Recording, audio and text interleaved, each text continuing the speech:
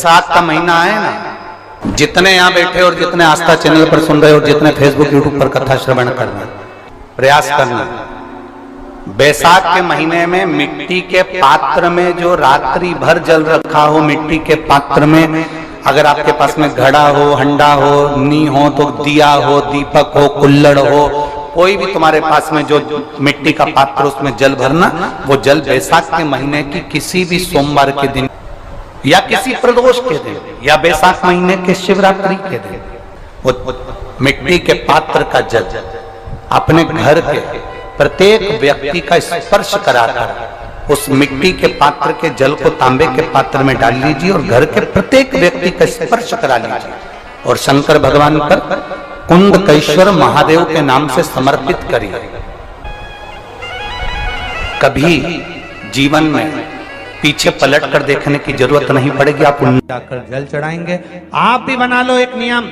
कि बैसाख महीने की शिवरात्रि यह भी शंकर भगवान को अपने दिल की बात कहते हुए, अपने मन की बात कहते हुए, रोग मुक्ति के लिए, कार्य सिद्धि के लिए, धन वैभव संपदा के लिए, समृद्धि के लिए मुझे भी जल चढ़ा, मैं भी जल चढ़ा। एक लोटा पानी शिव जी को, उसमें बेलपत्र डालने के बाद हेड में उस जल को या कोई मिट्टी का सकोरा हो, बर्तन हो, घड़ा हो, कलश हो, उसमें भरा हुआ रखा हो, वो तांबे के पात्र में डाल लो, उसको ले जाकर चढ़ा। और एक और चीज का ध्यान रखना,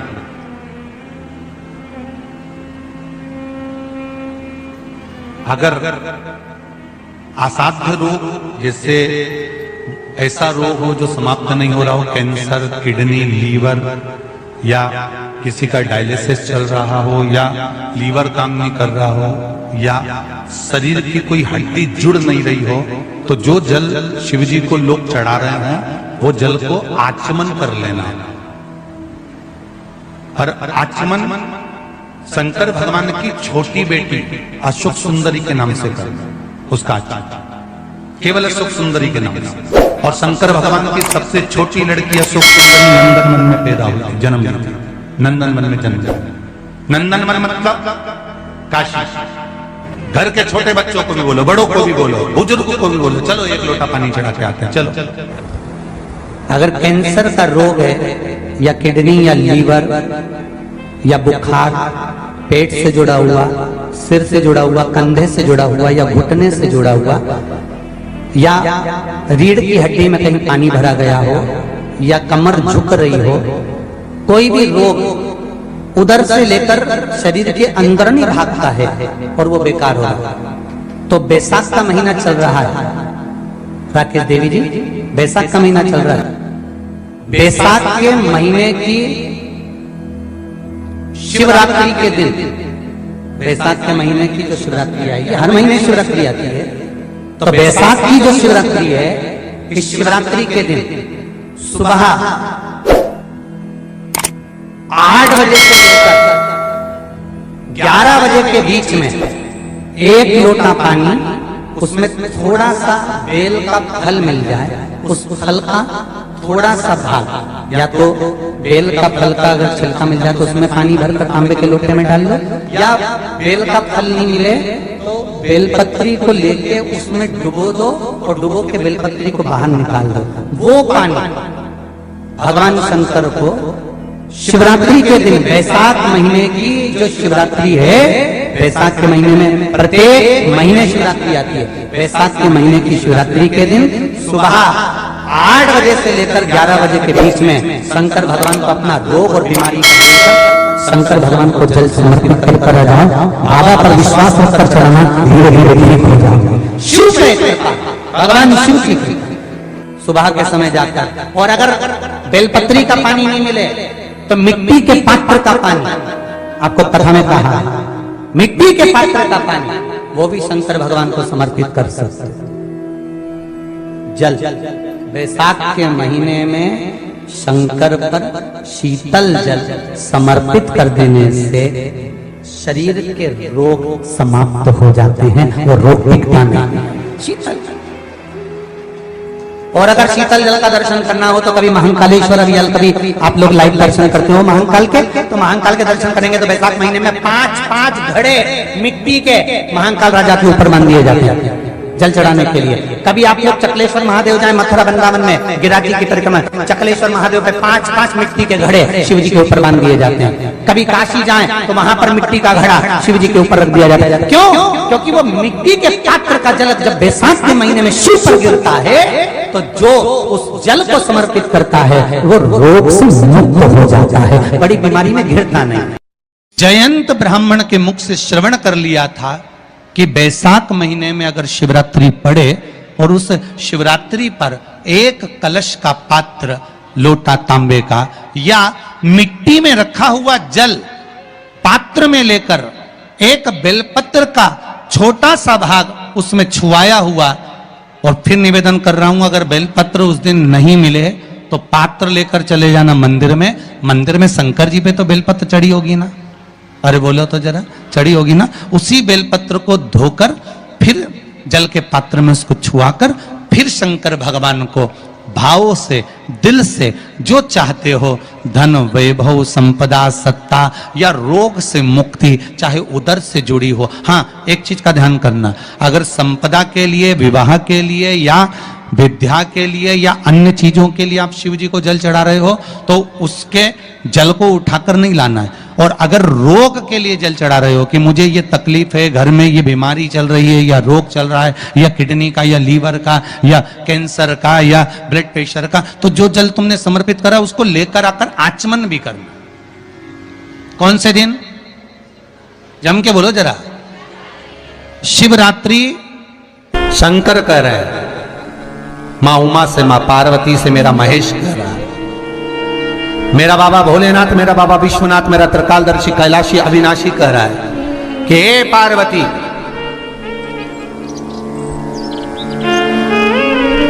एक बीला, एक बेल जो मुझे समर्पित करता है और समर्पित करने के बाद उस बेल की महत्वता देखिए, जो बैसाख महीने में बाबा शंकर को जो चढ़ाया जाता है और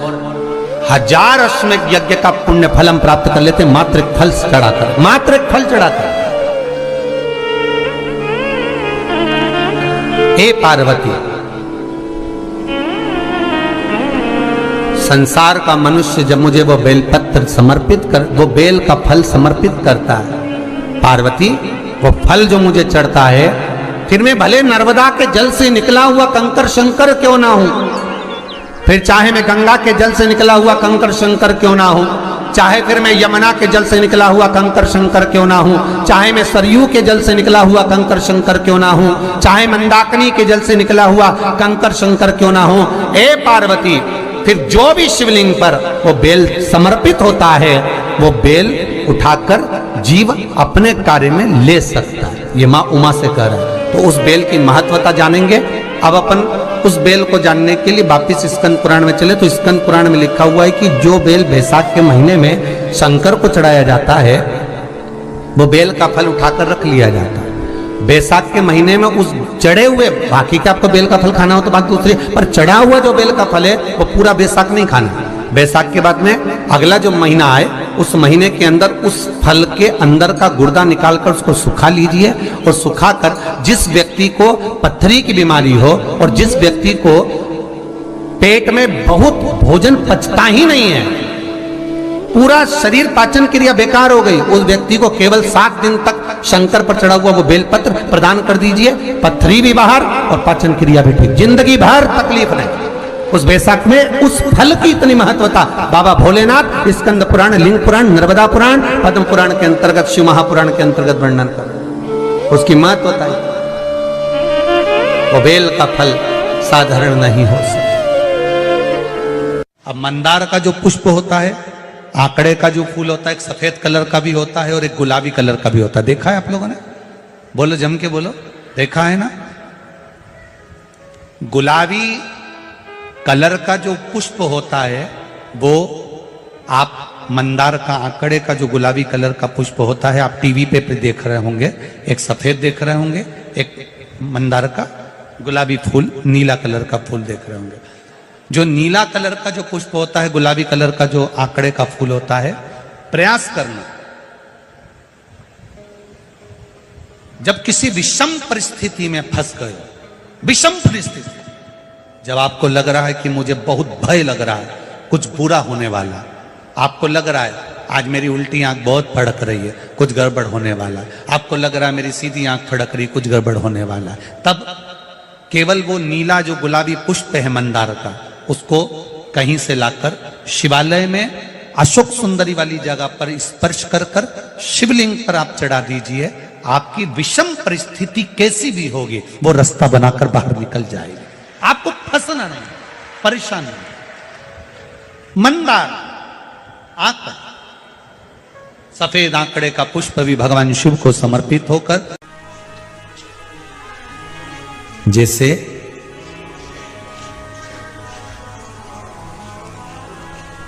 बेले के फल का गुर्दा, बेल का जो फल होता है, बेलपत्री का फल, उसका जैसे गुर्दा, उसके अंदर का जो भाग होता है बेल का, वो गुर्दा,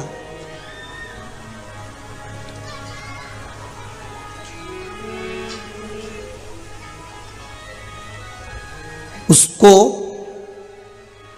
अग्नि में जलाकर उसकी भस्म तैयार कर कर छान कर जब जब आपके यहां विद्वान ब्राह्मण शिव जी का अभिषेक कराते हैं, पूजन कराते हैं, तो उसमें लिखते हैं पूजन के साहित्य में, बेलपत्री, धतूरा, दुर्वा, ये उसमें नीचे लिखेंगे भस्म। लिखते कि नहीं लिखते? लिखते हैं ना, भस्म अभिषेक में चाहिए रहती है। तब उस भस्म का थोड़ा सा भी भाग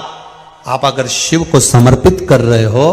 तो ये जान लें कि शंकर मनवांछित फल प्रदान कर रहे हैं, शिव फल प्रदान कर रहे हैं।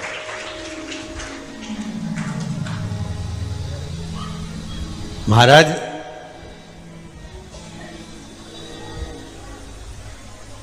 बेलपत्री के वृक्ष के नीचे बैठकर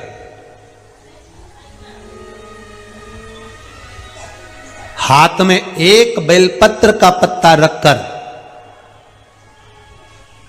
आप पंचाक्षर मंत्र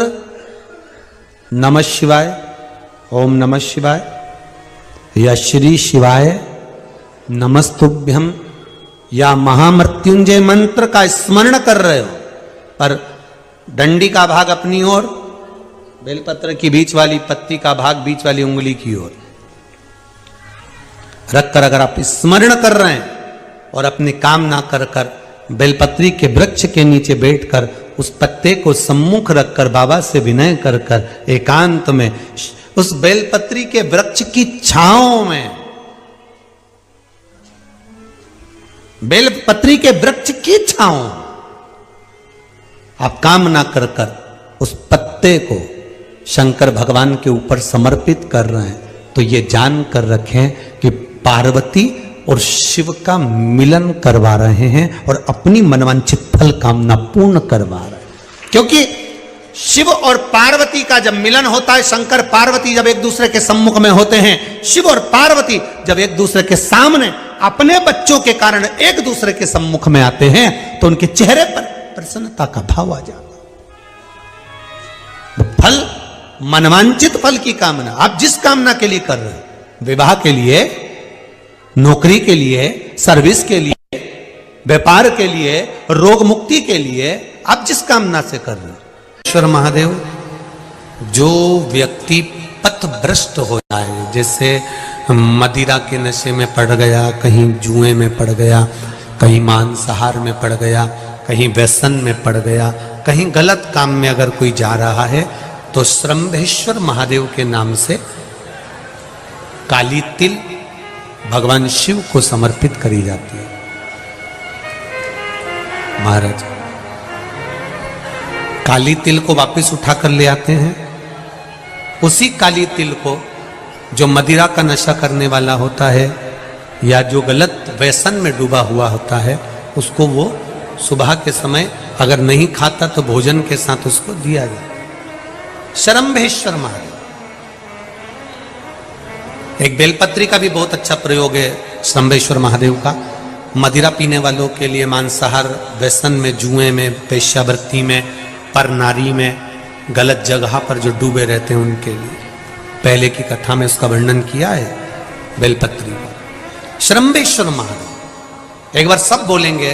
कौन से महादेव? श्रम्भेश्वर महादेव।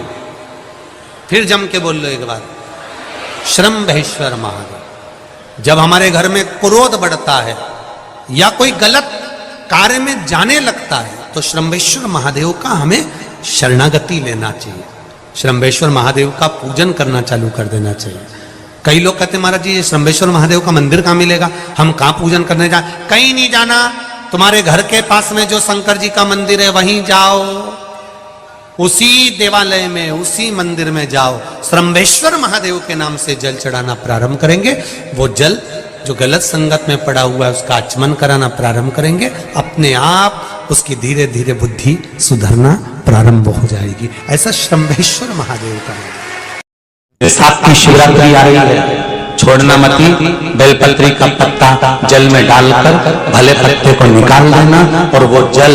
जो रोग है, जो बीमारी है, संपदा नहीं आ रही हो, दुकान नहीं चल रही हो, व्यापार नहीं चल रहा हो, बच्चे चिड़चिड़े हो गए हो, क्रोध पड़ रहा हो, तो भी बाबा पर घर के प्रत्येक व्यक्ति एक लोटा जल जरूर चढ़ा के आना, शिव को नमन कर आना, ये मौका नहीं मिलता। कि बैसाख महीने की शिवरात्रि यह भी शंकर भगवान को अपने दिल की बात कहते हुए, अपने मन की बात कहते हुए, रोग मुक्ति के लिए, कार्य सिद्धि के लिए,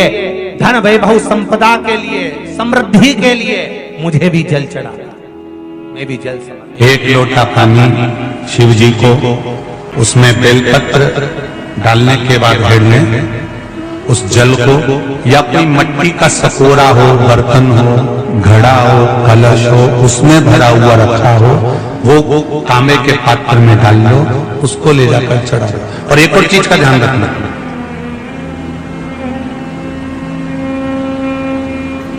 अगर असाध्य रोग, जैसे ऐसा रोग हो जो समाप्त नहीं हो रहा हो, कैंसर, किडनी, लीवर, या किसी का डायलिसिस चल रहा हो, या लीवर काम नहीं कर रहा हो, या शरीर की कोई हड्डी जुड़ नहीं रही हो, तो जो जल शिवजी को लोग चढ़ा रहे हैं वो जल को आचमन कर लेना।